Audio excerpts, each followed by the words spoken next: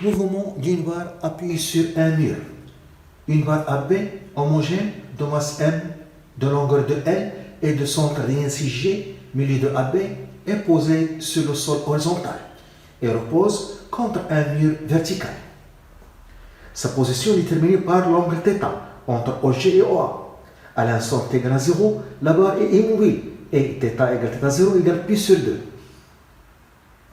Les contacts en A et en B sont supposés sans forcément. En donne G égale 10 mètres par seconde au carré. 1. Montrer que la trajectoire du centre d'inertie G est circulaire. 2. Exprimer la réaction RB du mur sur la barre en fonction de θ, G, M et L. 3. Pour quel angle θ la barre quitte-t-elle le mur? 1. La trajectoire du centre d'inertie G.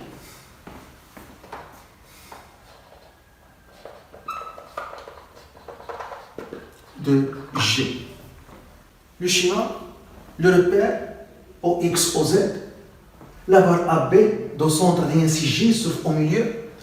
La position de la barre est repérée par l'angle θ entre OG et OA.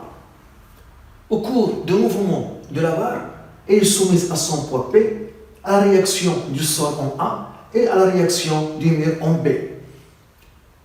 Puisque le contact en A est sans forcement, la réaction R est perpendiculaire au sol. La même chose ici, on a supposé que le contact en B est sans forcement. Donc, RB est perpendiculaire au mur. Par construction, on voit que les coordonnées du G, XG et ZG, XG est milieu de OA. ZG se trouve au milieu de OB par construction. On a par construction XG est égal au A sur 2. ZG est égal au B sur 2. XG au carré plus ZG au carré égale OA au carré sur 4 plus OB au carré sur 4 qui est égal à 1 sur 4 facteur de OA au carré plus OB au carré. Ici, on a un triangle rectangle. On applique le théorème de Pythagore. Donc, cette distance au carré est égale à OA au carré plus OB au carré. Cette distance, c'est 2L. Au carré, c'est 4L au carré.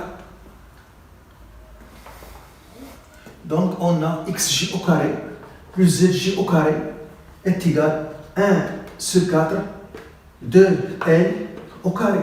On simplifie par 4. Donc, on trouve XG au carré plus ZG au carré est égal à L au carré. Et ça, c'est l'équation d'un cercle. Donc, la trajectoire du G est un cercle. Est un cercle de centre O qui a pour abscisse 0 et a pour ordonnée 0 et de rayon L, donc qui est égal au G. Donc au G c'est L, c'est la distance L. L'équation d'un cercle d'une façon générale, c'est x moins a au carré, plus, ici on a le plan OX au Z, Z moins B au carré est égal à R au carré. C'est l'équation d'un cercle dont le plan OX au Z de façon générale. Son centre, le centre a pour abscisse A et a pour ordonnée B. Son rayon, c'est R. C'est l'équation d'un cercle de façon générale. Ici, on a Ici, on a 1 est égal à 0 et B est égal à 0. Le centre, c'est O. De la réaction en B, RB. La réaction en B. RB. On applique la deuxième loi de Newton. Deuxième loi de Newton. On a P plus RA plus RB est égal à MAG. On fait la projection suivant l'axe OX, car la réaction RB a pour direction la direction de l'axe OX. Donc Px plus RAX plus RBX est égal à MAX. Ici, par projection sur l'axe X, par projection sur OX. Le point P est perpendiculaire à l'axe X, donc Px est égal à 0. Plus RAX, RA perpendiculaire à l'axe X, contact sans frottement.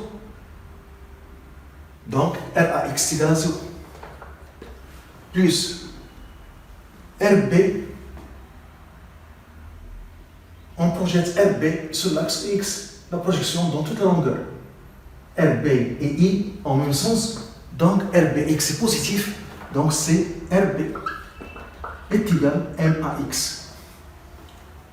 On a donc RB qu'on cherche est égal à MAX. L'accélération à AX, par définition, c'est dVx sur dt. Et Vx, par définition, c'est dx sur dt. Ax, c'est la coordonnée de vecteur accélération AG de centre d'inertie G. Donc ici, x, c'est l'abscisse de G. Donc x, c'est xg, sa distance, qui est le côté adjacent de θ, qui est l'hypoténuse, qui est L fois cosinus θ. Vx, c'est dx sur dt, qui est égal, on dérive par rapport au temps. L est un facteur constant, et on dérive cosinus θ, θ qui change en fonction du temps. Vx est égal, donc L, d cosinus θ sur dθ fois dθ sur dt. Je simplifie par dθ, elle reste d cosinus θ sur dt, ce que j'ai ici. Et cette dérivée, qui est cosinus θ prime, ou bien cosinus x en maths prime, qui est égal à moins sinus θ. Donc Vx est égal à moins L. Et cette dérivée, c'est θ point, on utilise les points pour simplifier le calcul. La dérivée première par rapport au temps fois sinus θ. Et je cherche AX. Donc je dérive Vx par rapport au temps. Je dérive Vx par rapport au temps. Et ici, moins L est un facteur constant. θ point varie en fonction du temps. θ varie en fonction du temps, au cours du mouvement. Donc ici, je vais appliquer la règle F fois G prime est égal à F prime fois G plus F fois G prime. F, c'est θ point. G, c'est sinus θ. Donc AX est égal à dVx sur dt et je dérive égal à moins L qui est un facteur constant. Je dérive θ point par rapport au temps, c'est θ de point. Ça signifie la dérivée seconde de θ par rapport au temps, c'est d carré θ sur dt carré, fois G, sinus θ, plus θ point, fois, et je dérive sinus θ par rapport au temps, d sinus θ sur dt. Je calcule d sinus θ par rapport au temps. Je calcule la dérivée de sinus θ par rapport au temps. est égal, j'applique la même règle ici, donc c'est d sin θ sur dθ fois dθ sur dt. En simplifiant par dθ, reste d sin θ sur dt, ce que j'ai dans le premier monde. Et cette dérivée qui est égale à cosinus θ. Et ça, c'est θ point. Donc, c'est égal à θ point fois cosinus θ. Et je remplace ici. Donc, AX est égal à moins L, θ de point, sinus θ, plus θ point au carré, cosinus θ. Donc, l'expression de RB devient donc RB est égal à moins M fois L facteur θ de point fois sinus θ plus θ point au carré cosinus θ. Et il faut chercher θ de point et θ point. On cherche θ de point et θ point au carré en appliquant le théorème de l'énergie cinétique entre deux positions de la barre. Je vais considérer cette position, c'est la position finale où G est repéré par θ et la position initiale G est repérée par θ0.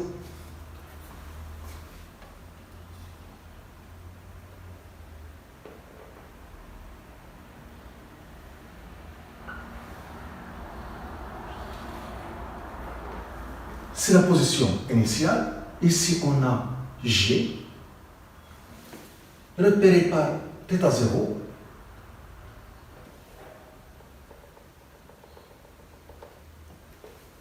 Ici, on a θ0. Ici, on a B, ce point, B0, et ce point A0, qui correspond à la date égale 0. Et sa position, c'est la position de G à t égale 0, c'est G0. On applique le théorème de l'énergie cinétique. Théorème de l'énergie cinétique. La variation de l'énergie cinétique entre ces deux positions est égale à la somme des travaux des forces appliquées entre la position 1 et la position 2. La position 1 est définie par θ0 et la position 2 par θ. Donc entre 1 et 2. Position 1, position 2. La variation de l'énergie cinétique, c'est la valeur finale moins la valeur initiale.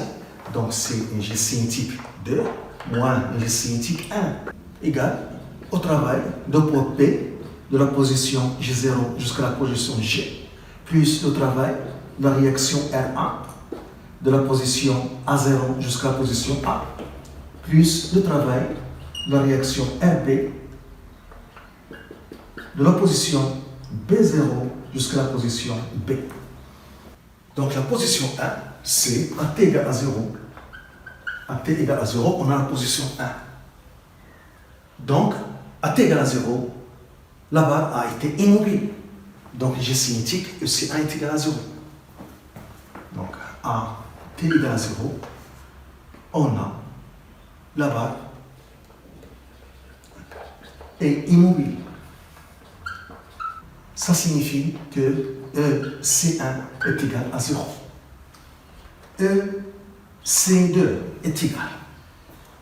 Ici, le mouvement de la barre est une rotation autour du G et aussi G se dépasse suivant une trajectoire circulaire. Donc il faut considérer les deux mouvements dans l'expression de l'énergie cinétique dans la position 2. Il y a une rotation autour du G, autour d'un axe delta passant par G, et aussi un mouvement du G qui est circulaire. Donc l'énergie cinétique dans cette position est égale à l'énergie cinétique de rotation qui est égale à 1 demi G delta fois θ point au carré plus l'énergie cinétique de centre d'inertie G suivant un mouvement circulaire qui est égal à 1 demi M VG au carré.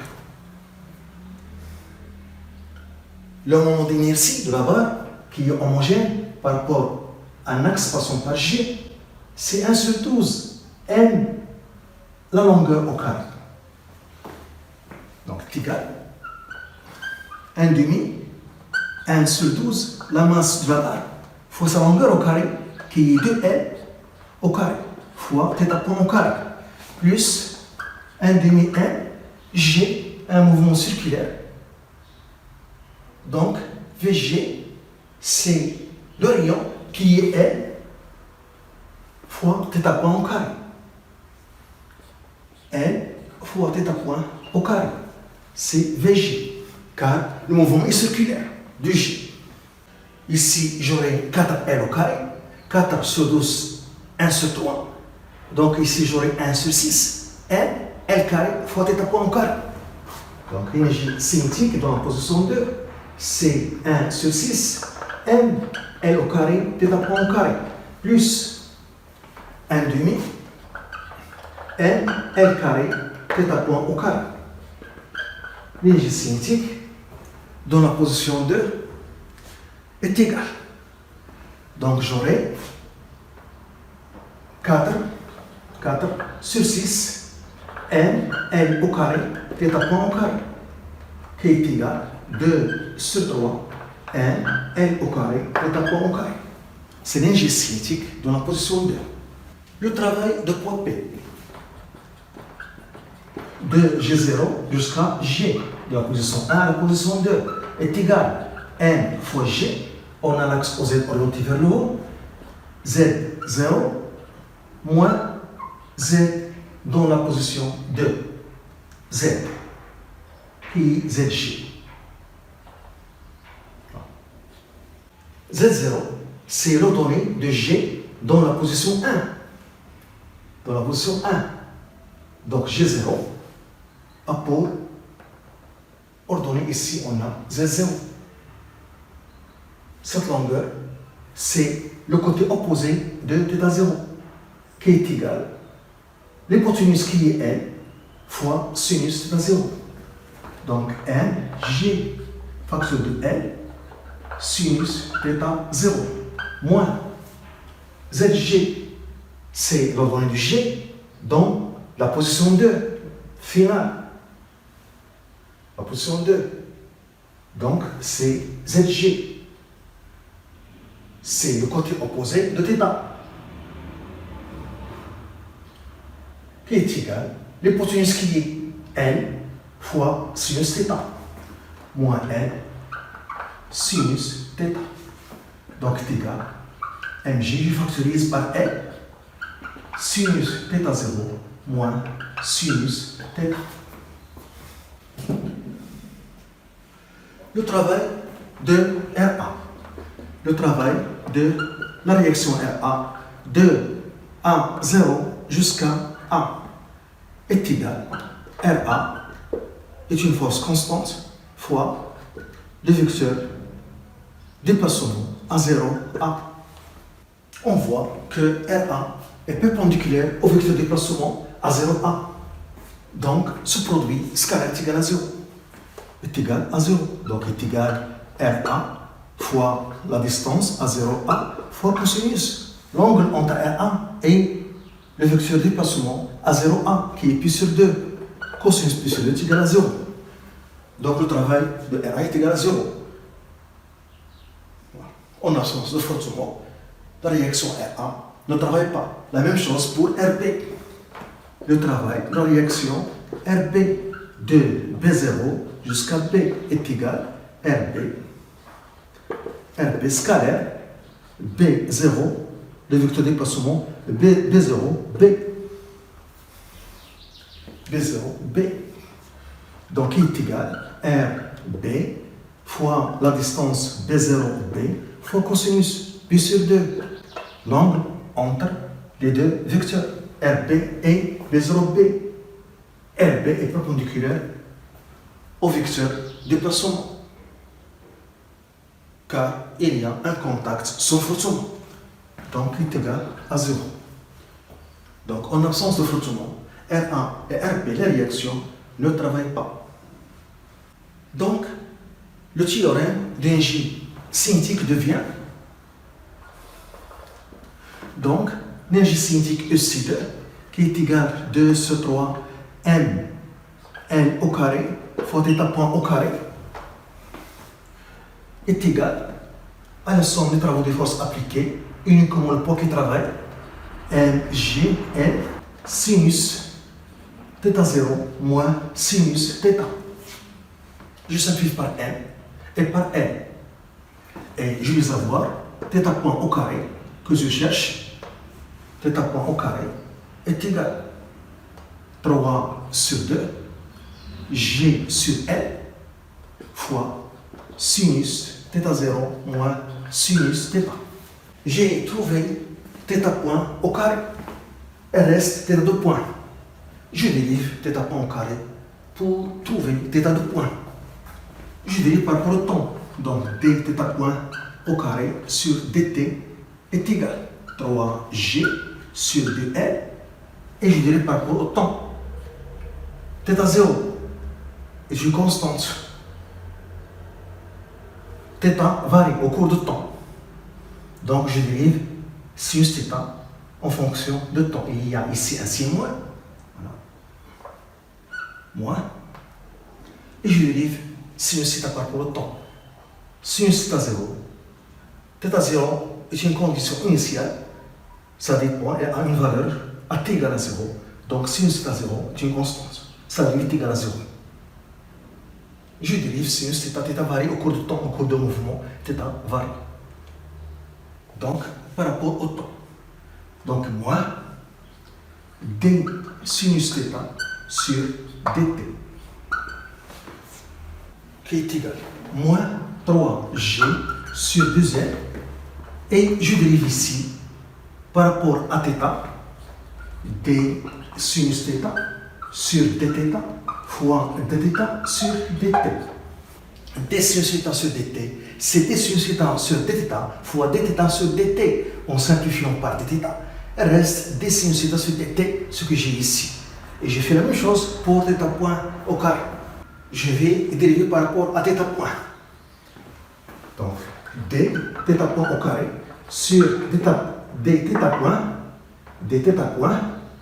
fois dθ point sur dt est égal à moins 3g sur 2l. Ici, j'ai θ point. Et ici, cosinus θ. Et cette dérivée, c'est 2θ point. Et cette dérivée, c'est θ de point. Donc, 2θ point, θ de point est égal à moins 3g sur 2l, θ point, cosinus θ. Je simplifie par θ point. Et j'aurai θ de point que je cherche est égal à moins 3g sur 4l, cosinus θ. Ce que j'ai appliqué ici, c'est fx est égal à x au carré. La dérivée de fx, c'est df sur dx. C'est dx carré sur dx qui est égal à 2x. C'est la règle. dx carré sur dx, c'est 2x. X, c'est θ point. Cette règle que j'ai appliquée ici. Et maintenant, je remplace θ de point par son expression et θ point par son expression, θ point au carré. Voilà. Dans cette expression de RB. Donc, je remplace dans l'expression de RB θ de point par son expression et θ point au carré par son expression pour trouver la réponse à la question demandée. Et par suite, RB égale moins ML θ de point moins 3G sur 4L cosinus θ fois sinus θ plus θ point au carré 3G sur 2L sinus θ0 moins sinus θ fois cosinus θ. On peut factoriser par cosinus θ et par 3J sur 2L. Donc, 1B est égal moins ML 3G sur 2L cosinus θ facteur moins 1 demi sinus θ plus sinus θ0 moins sinus θ. Moins 1 demi sinus θ moins sinus θ, c'est moins 3 demi sinus θ. Donc, RB est égal moins ML 3G sur 2L fois cosinus θ fois sinus θ0 moins 3 sur 2 sinus θ. On simplifie par L et θ0 dans les données c'est pi sur 2, sinus pi sur 2 c'est 1. Donc RB est égal moins 3 sur 2 mg fois cosinus θ fois 1 moins 3 sur 2 sinus θ. C'est l'expression de réaction RB en fonction de M, G et θ. 3. La valeur de θ au moment où la barre quitte le mur. La valeur de θ au moment où la barre quitte le mur. À ce moment, on a RB est égal à 0. Pas de contact entre le mur et la barre. Et je donne ici RB la valeur 0. Donc, je vais avoir moins 3 sur 2 mg cosinus θ 1 moins 3 sur 2 sinus θ est égal à 0. M différent de 0, G différent de 0, cosinus θ différent de 0, donc cette différence qui est égale à 0. Donc, 1 moins 3 sur 2 sinus θ est égal à 0. Ce qui donne sinus θ est égal à 2 sur 3. Donc, θ est égal à sinus moins 1, 2 sur 3. On trouve 42 degrés. Ça signifie que à t égale à 0, on a posé la barre telle que θ0 est égal à pi sur 2. Et puisqu'il n'y a pas de frottement, les contacts en A et en B sont sans frottement, donc la barre glisse. En glissant, l'angle θ diminue. Et lorsque la barre θ prend cette valeur 42 degrés, la barre quitte le mur, tombe.